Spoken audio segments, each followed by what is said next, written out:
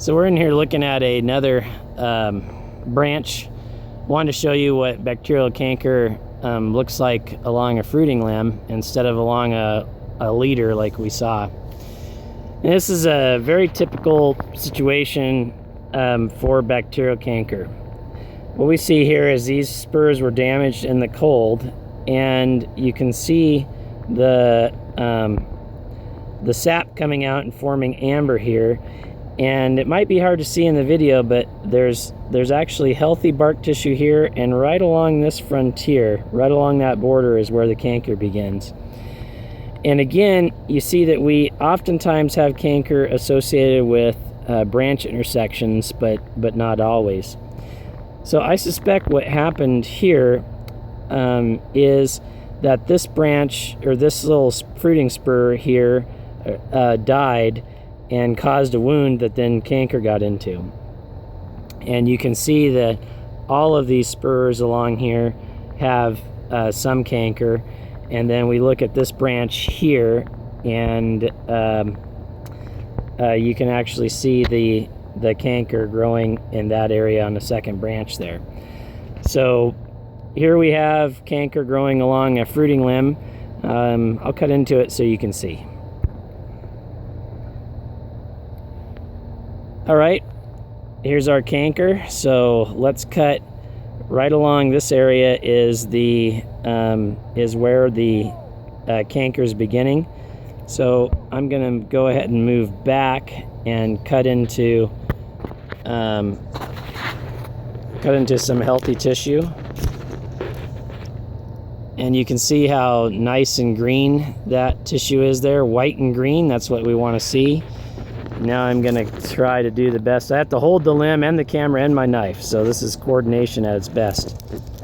Now we're going to cut into this canker area, and you can see there's our canker that I just removed, and you can see the green, the nice green healthy tissue, and then the canker here. And again, the cankers that we see under our block under AEA management, they're totally dry. There's no active bacteria growing there. All of this sap has dried out in our cankers, and they look totally dried out, just like a dry scab. But in here you can see all of this actively growing bacteria is causing all of this sap to pitch out and rupture in this branch. It's another example of a tree that's suffering from bacterial canker, and along this branch here and here and here, along this main scaffold, this tree is losing branches due to them being girdled by bacterial canker. And so again, it's a very typical situation, but you have a pruning cut right here, and then the bacterial canker infection that's creating sap along there.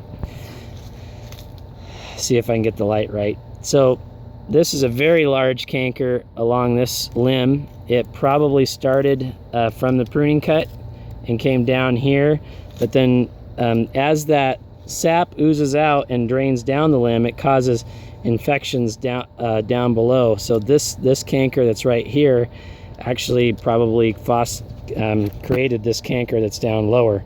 That's something that we see, is that the sap runs down the tree and infects the lower areas of the tree. So if we look right here, I'm going to lice this again. So we're going to just cut into this canker here and see what it looks like.